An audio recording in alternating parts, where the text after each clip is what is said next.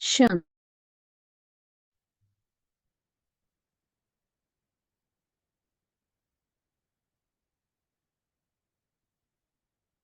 आज 19 मार्च 2024 की साकार मधुर महावाक्य हैं। मधुबन से।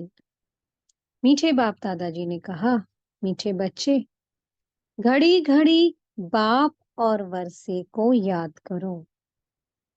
बाप रूहानी सर्जन तुम्हें निरोगी बनने की एक ही दवा बताते हैं। बच्चे, मुझे याद करो।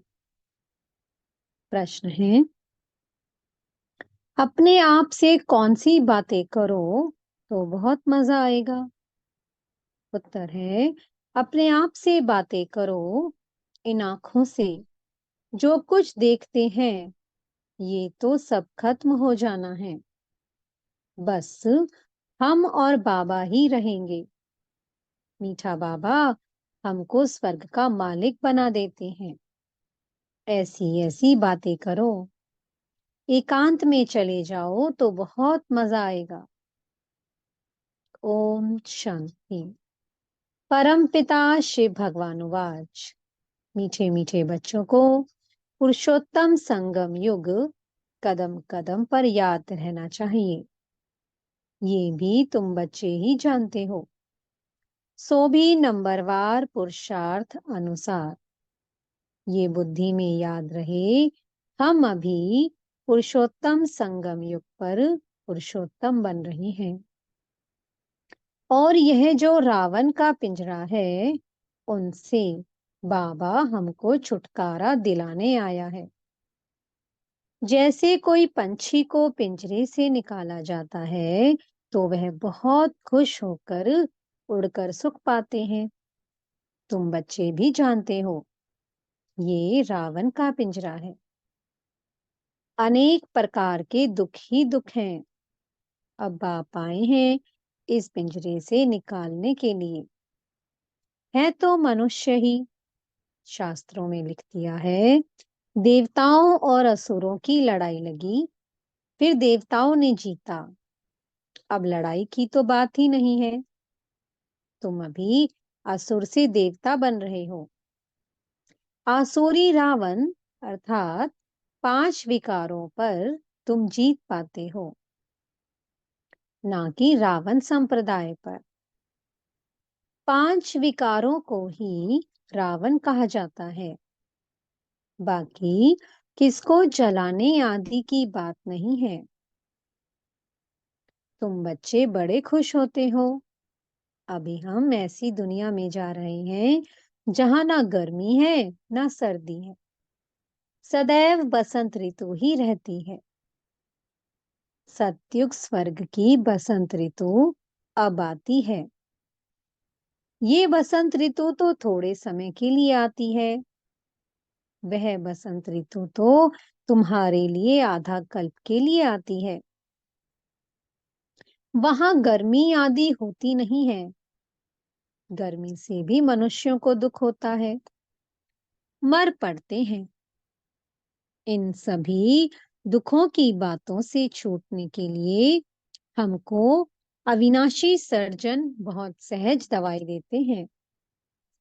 उस सर्जन के पास जाएंगे तो अनेक दवाइयां आदि याद आएंगी। यहाँ इस सर्जन के पास तो कोई दवाई नहीं है। उनको सिर्फ याद करने से सब रोग छूट जाते हैं और दवाई आदि कुछ भी नहीं है। बच्चे कहते थे आज सेमिनार करेंगे, चार्ट कैसे लिखना चाहिए, बाबा को कैसे याद करना चाहिए, इस पर सेमिनार करेंगे। अब बाप तो तकलीफ नहीं देते हैं कि बैठकर लिखो, कागज खराब करो, जरूरत ही नहीं रहती है। बाप तो सिर्फ कहते हैं बुद्धि में बाप को याद करो। अज्ञान काल में बाप को याद करने के लिए चार्ट बनाया जाता है क्या? इसमें लिखा पढ़ी करने की कोई जरूरत नहीं है। बाप को कहते हैं बाबा, हम आपको भूल जाते हैं। कोई सुने तो क्या कहेंगे? कहते भी हैं, हम जीते जी बाप के बने हैं। क्यों बने हैं? बाप से विश्व की बादशाही का वर्षा लेने। फिर ऐसे बाप को तुम क्यों भूलते हो? ऐसा बाप जिससे इतना भारी वर्षा मिलता है, उनको तुम याद नहीं कर सकते हो? इतना बार तुमने वर्षा लिया है, फिर भी भूल जाते हो? बाप से वर्षा लेना है तो याद भी करना है, दैवीय गुण भी धारण करने हैं। लिखना क्या है? ये तो हर एक अपने दिल से पूछे। नारद का भी मिसाल है। खुद कहते हैं बड़ा भक्त था। तुम भी जानते हो, जन्म जन्मांतर के हम पुराने भक्त हैं।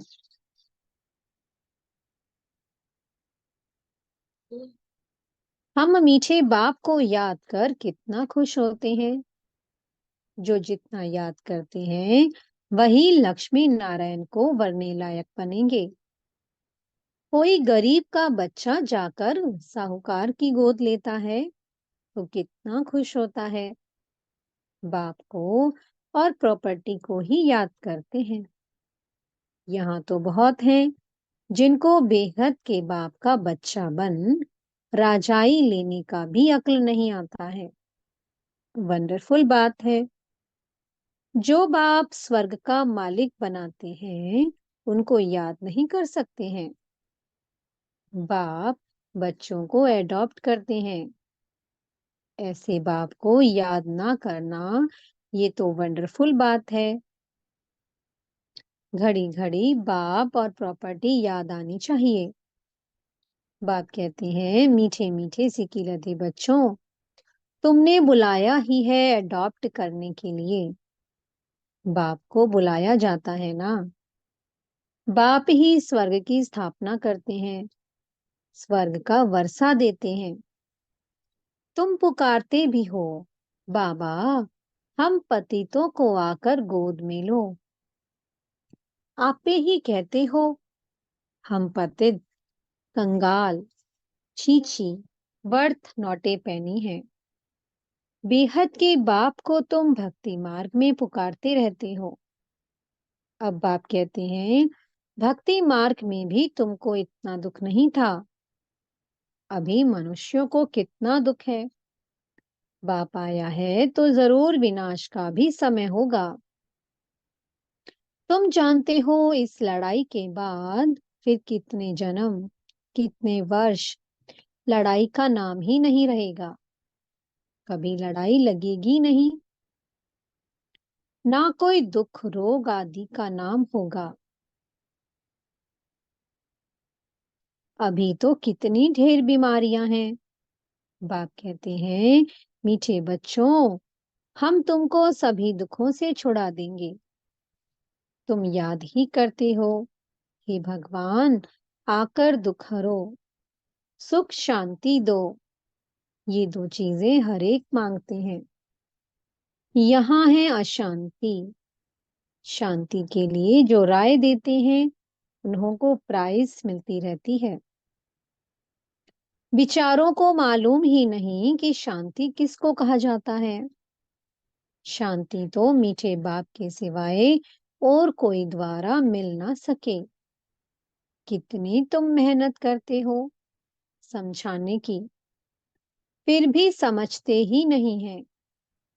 तुम गवर्नमेंट को भी लिख सकते हो, मुफ्त क्यों पैसे बर्बाद करते हो? शांति का सागर तो एक ही बाप है। वही विश्व में शांति स्थापन करते हैं। गवर्नमेंट के हेड्स को अच्छे अच्छे कागज पर रॉयल्टी से चिट्ठी लिखनी चाहिए। कोई अच्छा कागज देखकर समझते हैं कि शायद यह किसी बड़े आदमी की चिट्ठी है। बोलो, विश्व में शांति जो तुम कहते हो, आगे कब हुई है जो फिर उस प्रकार मिली? जरूर कभी मिली होगी। तुमको मालूम है, तुम तिथि तारीख सब लिख सकते हो। बाप ने ही आकर विश्व में शांति सुख स्थापन किया था। वह सतयुग का समय था। ये लक्ष्मी नारायण है डिनाइस्टी की निशानी। ब्रह्मा और तुम ब्राह्मणों के पाठ का किसको पता नहीं है। मुख्य पाठ तो ब्रह्मा का है ना। वही रथ बनते हैं, जिस रथ द्वारा बाप इतना कार्य करते हैं। नाम ही है पद्मा पदम भाग्यशाली रथ। विचार करो, कैसे किसको समझाएं। मनुष्यों को कितना नशा है। अब तुमको बाप का ही परिचय देना है। ज्ञान तो है ही सिर्फ ज्ञान सागर बाप के पास। वह जब आए तब आकर दे। तब तक ज्ञान तो कोई दे ना सके। भक्ति तो सब भक्त करते ही रहते हैं। ज्ञान एक ही बाप देते हैं। ज्ञान का स्थायी पुस्तक कोई बनता नहीं। ज्ञान तो कानों से ही सुनना होता है। ये किताब आदि जो तुम रखते हो, ये सब टेम्परेरी है। ये भी सब खत्म हो जाएंगे। तुम नोट्स लिखते हो, ये भी खत्म हो जाने हैं। ये सिर्फ अपने पुरुषार्थ के लिए है। बाप कहते हैं टॉपिक्स की लिस्ट बनाओ तो याद आएगा। परंतु ये तो जानते हो, ये पुस्तक आदि कुछ भी नहीं रहेंगे। तुम्हारी बुद्धि में सिर्फ याद ही चल पड़ेगी।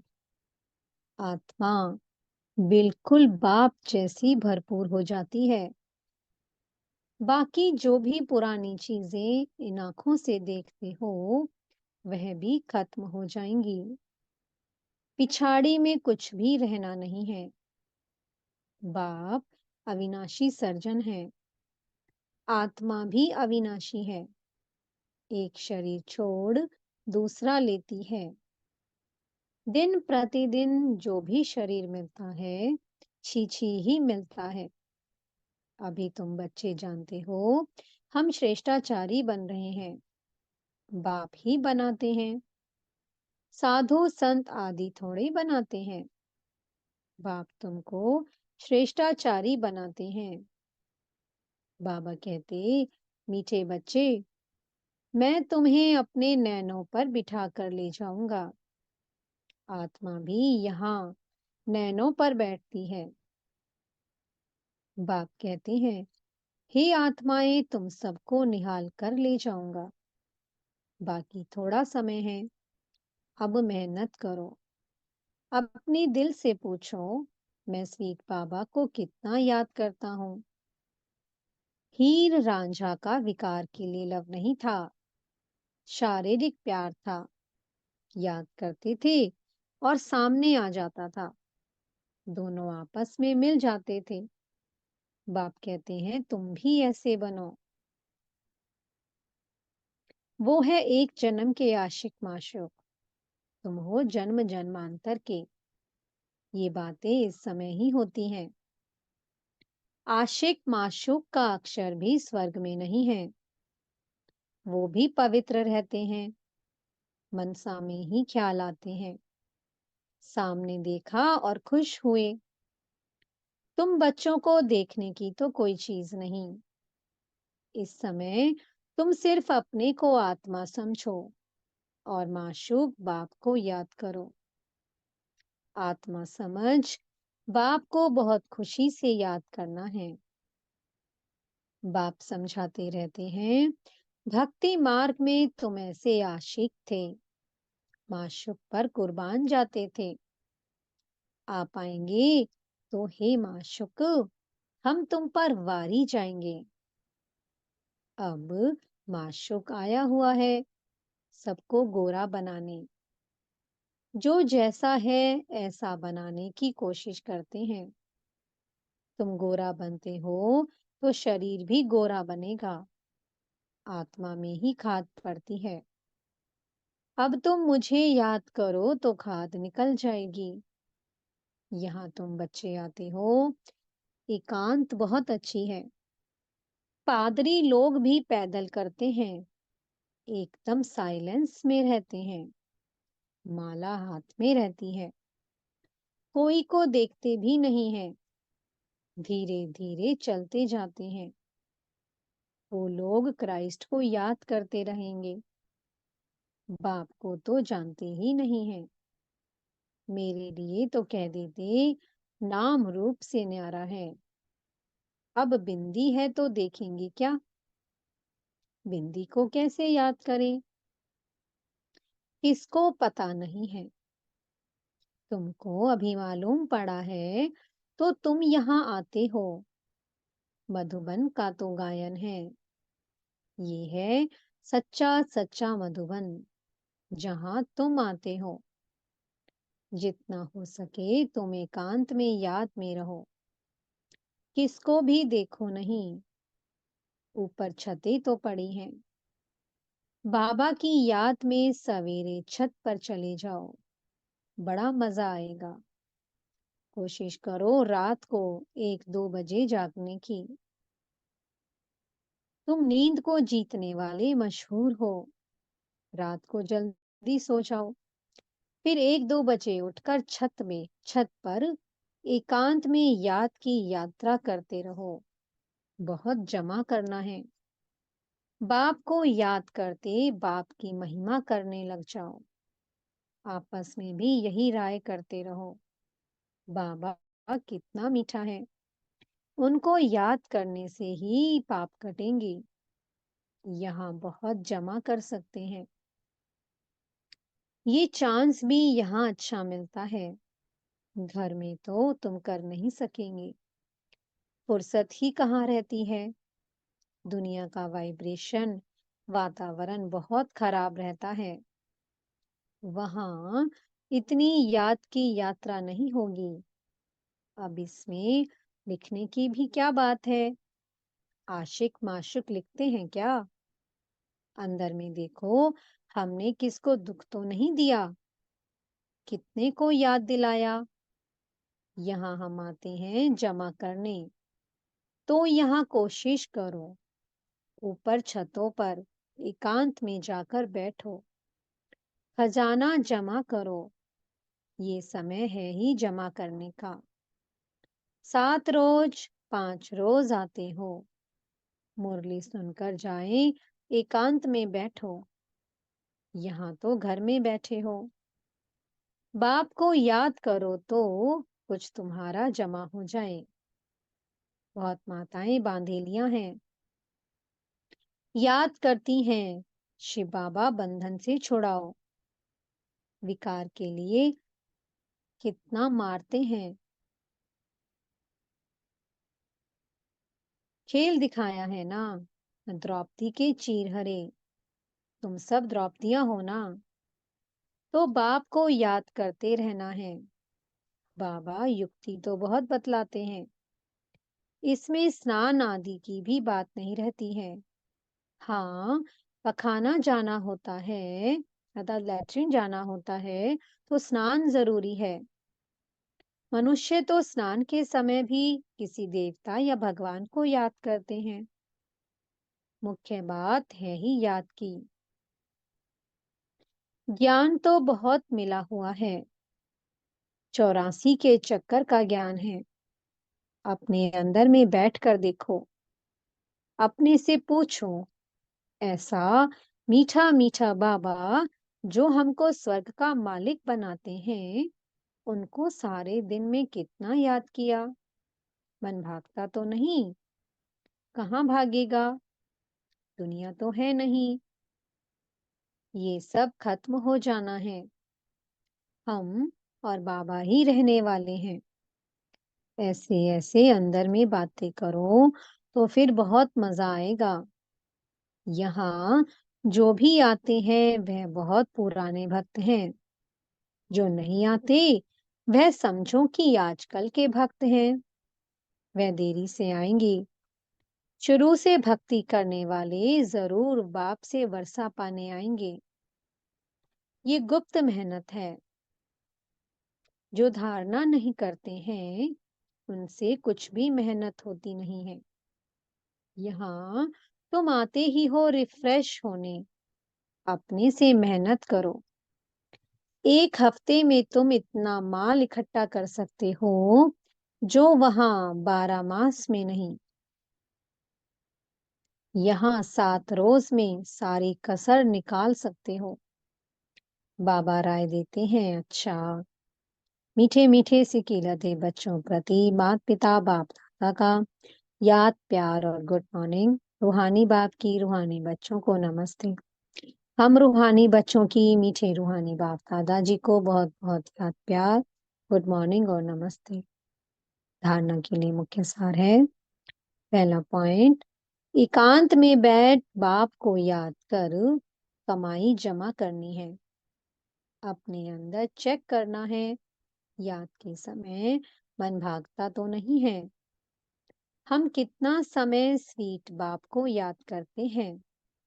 दूसरा पॉइंट है, सदा इसी खुशी में रहना है कि हमें बाबा ने रावण के पिंजरे से मुक्त कर दिया।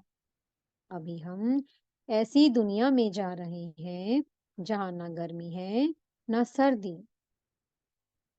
जहां सदा ही बसंत ऋतु है। मीठे सतगुरु जी वरदान दे रहे हैं, मेरे को तेरे में परिवर्तन कर बेफिक्र बादशाह बनने वाले खुशी के खजाने से भरपूर भव। जिन बच्चों ने सब कुछ तेरा किया, वही बेफिक्र रहते हैं। मेरा कुछ नहीं, सब तेरा है। जब ऐसा परिवर्तन करते हो, तब बेफिक्र बन जाते हो। जीवन में हर एक बेफिक्र रहना चाहता है। जहां फिक्र नहीं, वहां सदा खुशी होगी। तो तेरा कहने से, बेफिक्र बनने से, खुशी के खजाने से भरपूर हो जाते हो। आप बेफिक्र बादशाहों के पास अनगिनत अखुट अविनाशी खजाने हैं, जो सतयुग में भी नहीं होंगे। स्लोगन है, खजानों को सेवा में लगाना, अर्थात जमा का खाता बढ़ाना। ओम शांति। बहुत बहुत शुक्रिया प्यारे प्यारे हमारे मीठे मीठे बाप दादा जी का, बेहद की सर्वात्माओं का, प्रकृति माँ का और पांचों तत्वों का बहुत बहुत शुक्रिया। शांति। ओम शांति। ओम शांति।